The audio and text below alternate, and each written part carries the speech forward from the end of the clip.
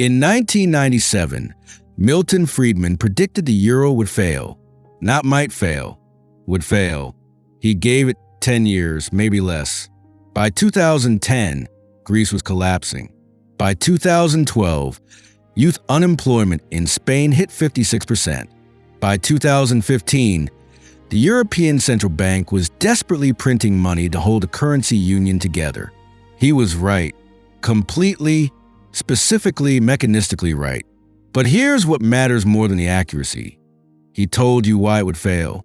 The mechanism, the incentive structure, the political constraints. Everything you'd need to predict the crisis yourself. That's the difference between a lucky guess and a testable framework.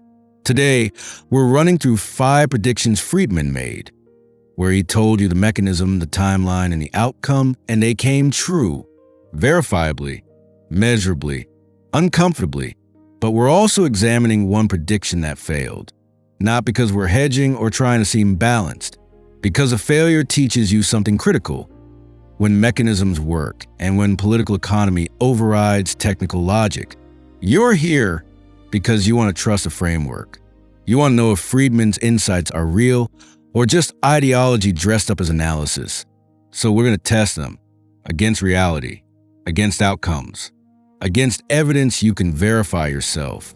5 hits, 1 miss, and by the end, you'll know exactly why each one turned out the way it did. Let's start with the mechanism that matters most. How to evaluate a prediction in the first place. Predictions aren't about mysticism. They're about mechanism quality. Anyone can say this policy will fail. That's easy. That's cheap. That's what Twitter threads do every day. Friedman didn't do that. He said, here's the causal mechanism. Here's the constraint. Here's the behavioral response. Here's what you'll observe if I'm right. Here's the timeline. That's falsifiable. That's testable. That's science, not punditry. When we evaluate these predictions, we're not keeping score like sports fans. We're asking, did the mechanism hold? Did the incentives work the way he said? Did the constraints bind where he predicted? Did people respond to prices and incentives the way the theory claimed? Because if the mechanism holds, you can use it. You can apply it to new problems. You can argue with it. You can defend it under pressure. If the mechanism fails, you learn why. You see where the assumptions broke. You calibrate. That's what we're doing here. Not validating a personality. Not defending a tribe. Testing a framework against the one thing that matters. What actually happened? Let's start with a prediction that Europe spent a decade pretending wasn't real. In 1997, Project Syndicate published Friedman's analysis. The euro, monetary unity to political disunity? Not a question he was uncertain about. A warning wrapped in punctuation. His claim, Europe doesn't meet the criteria for a successful currency union. When an asymmetric economic shock hits, recession in one country, boom in another, member states won't be able to adjust through currency devaluation. They'll be stuck. Unemployment will spike. Political resentment will explode. He gave it less than 10 years before serious strain. Maybe a crisis, possibly collapse. Friedman was using optimal currency area theory, developed by Robert Mundell, ironically a euro supporter. For a currency union to work, you need labor mobility, where workers move easily across borders to where jobs are. You need wage flexibility, where prices and wages adjust quickly to shocks. And you need fiscal transfers, where richer regions subsidize poorer ones automatically.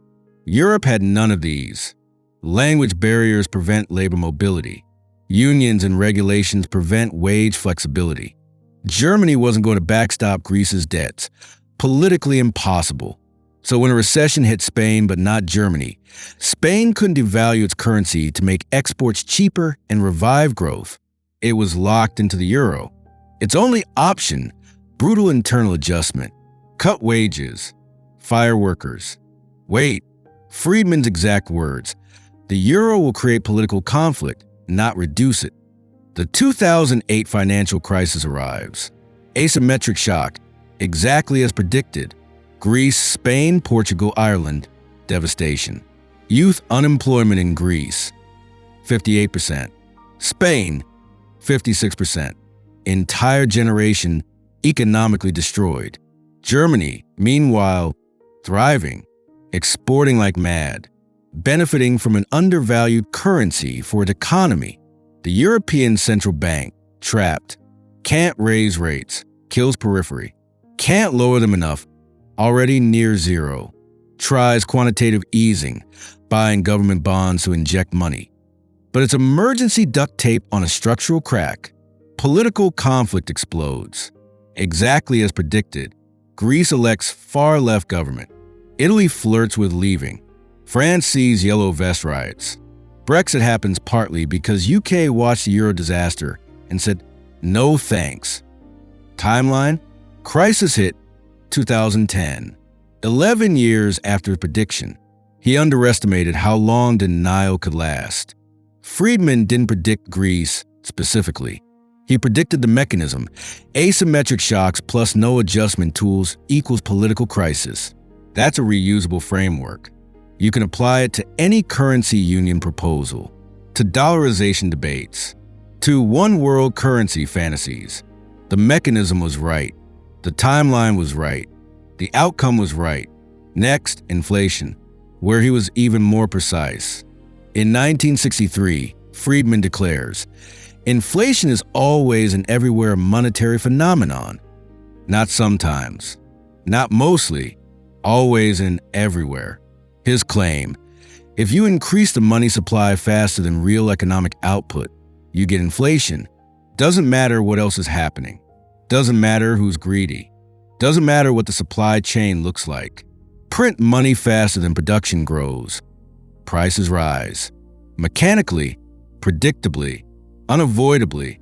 Think of it as supply and demand for money itself. If there's $100 in the economy and 100 widgets, each widget costs $1. Simple. Now double the money supply. $200, but still only 100 widgets. What happens to prices? They double.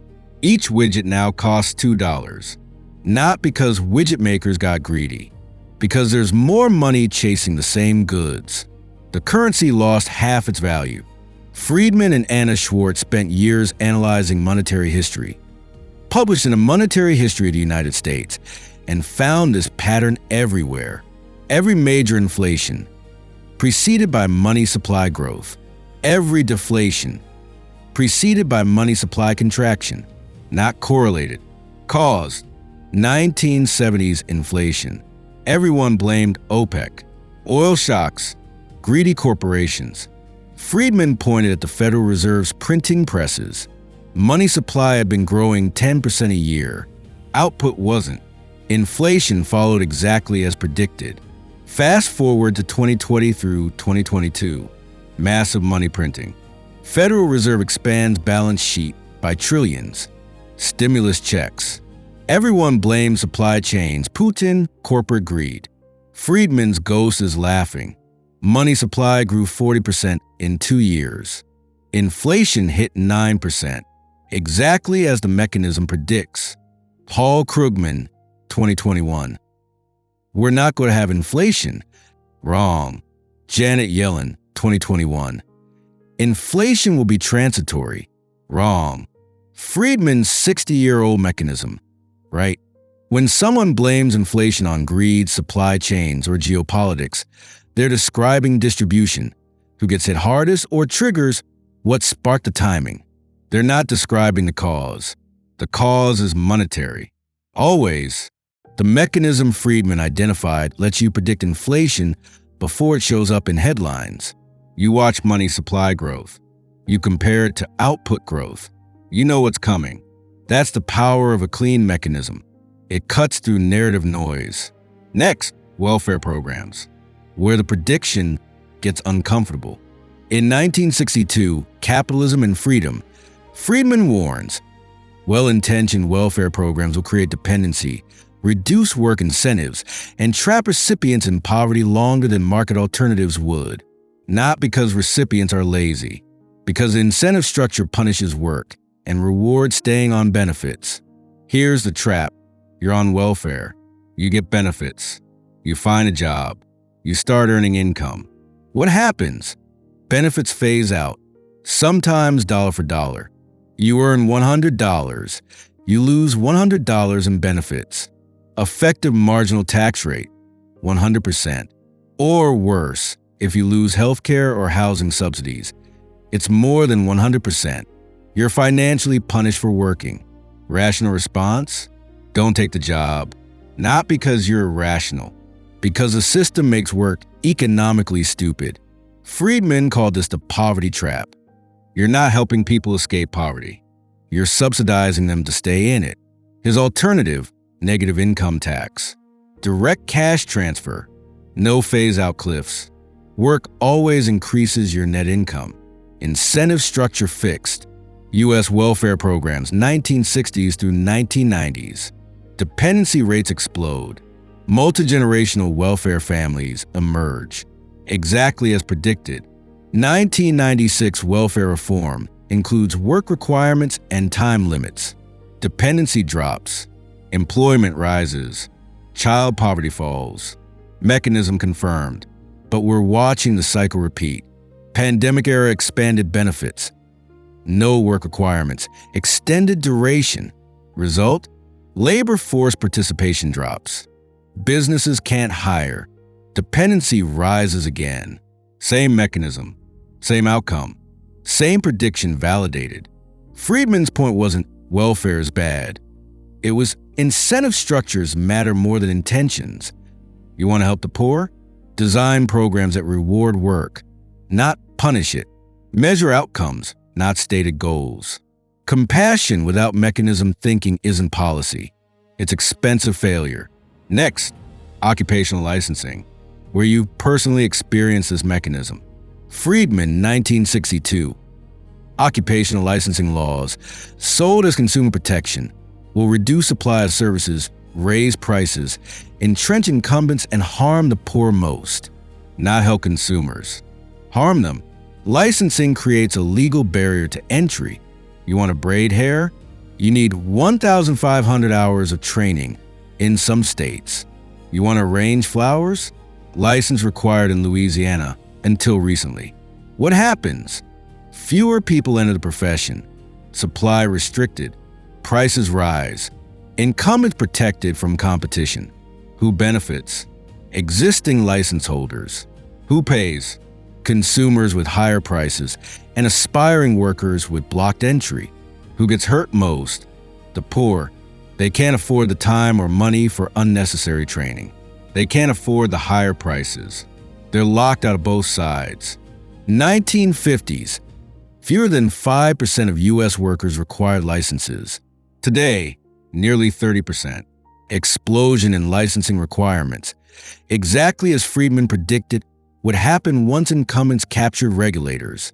Studies confirm licensing raises prices 10 to 30%, reduces employment, doesn't improve quality. Louisiana florist case. State required license to arrange flowers. Challenge in court. State couldn't provide any evidence of consumer harm from unlicensed arranging. Lost. License requirement dropped. Same story in hair braiding, casket sales, interior design. Protectionism dressed as safety. When someone says we need licensing to protect consumers, ask, protect them from what? Show me the evidence. Show me the harm. Usually there isn't any. It's incumbent protecting profits, using government as a weapon against competition. Friedman saw this in the 1960s. It's worse now. The mechanism still holds. Next, drug prohibition, where even allies get uncomfortable. 1972 Newsweek column. Friedman calls for drug legalization, not because he loves drugs, because he understands prohibition economics. His claim: criminalizing drugs will create violent black markets, enrich cartels, militarize police, disproportionately harm minorities, and fail to reduce use. Legalization will eliminate the violence, redirect law enforcement resources, and let people make their own mistakes without destroying civil society.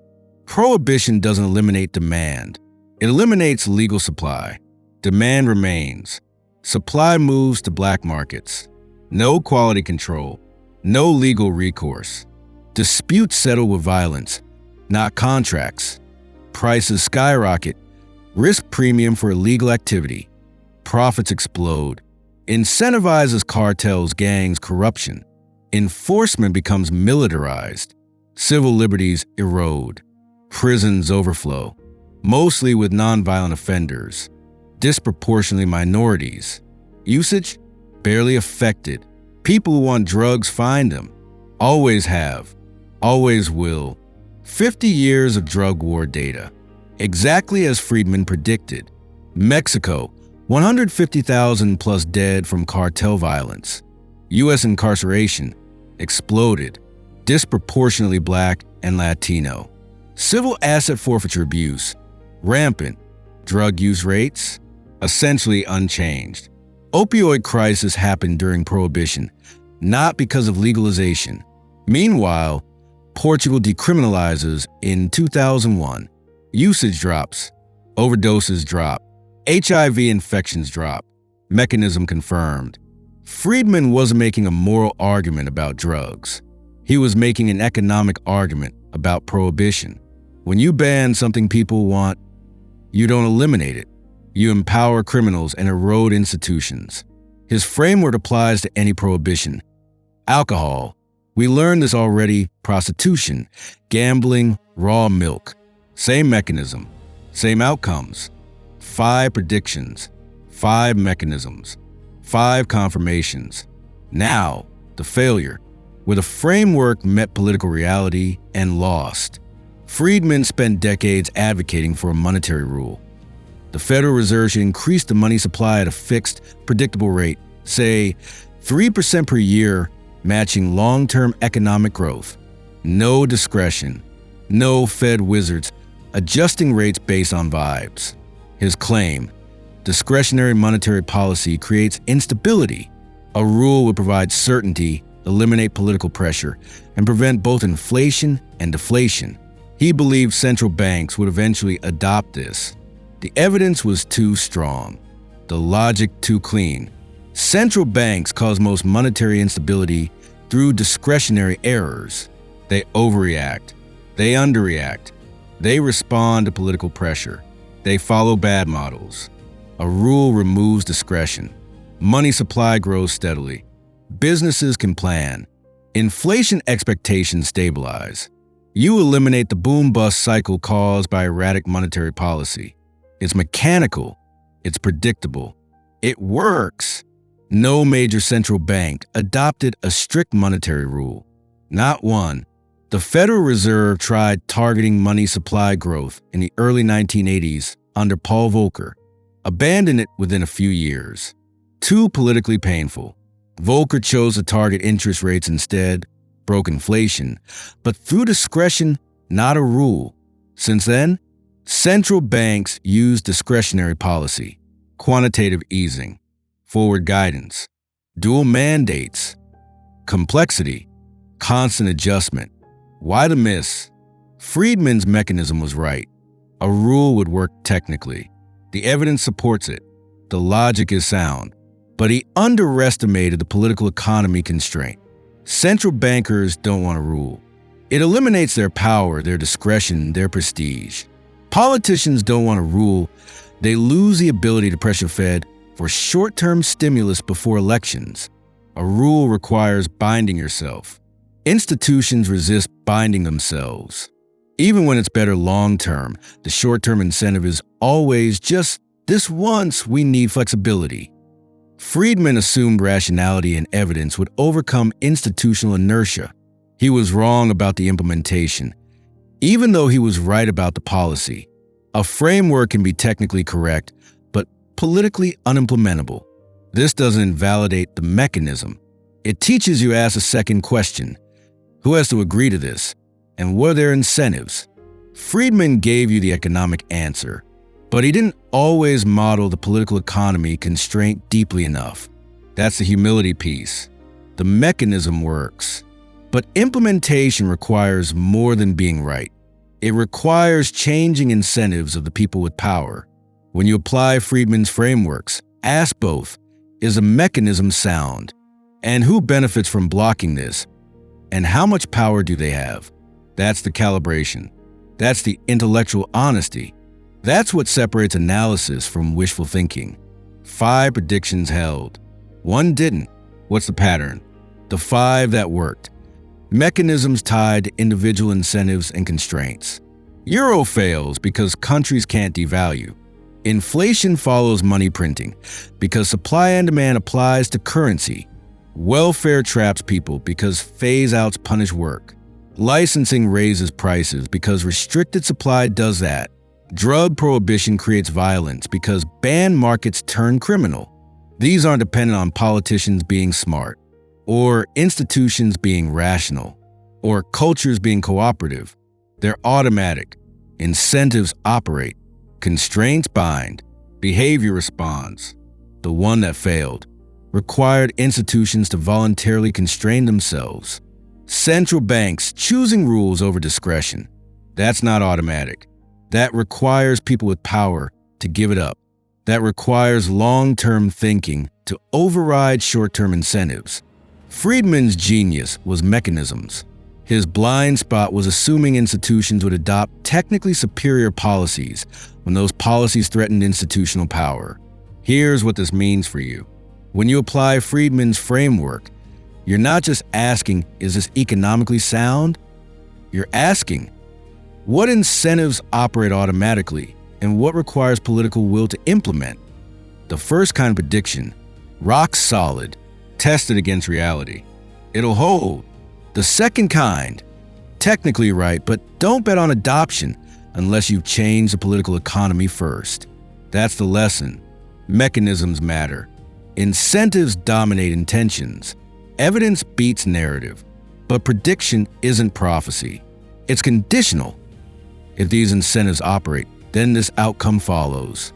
5 times, the conditions held. Once, political economy blocked implementation. That's not failure of the framework. That's specification of scope. You now have 5 reusable mechanisms, 1 cautionary tale, and the intellectual honesty to know the difference. That's what makes a prediction work. And what makes you someone who can deploy them without becoming a dogmatist. We keep running claims through reality here because mechanisms matter more than intentions and evidence matters more than ideology.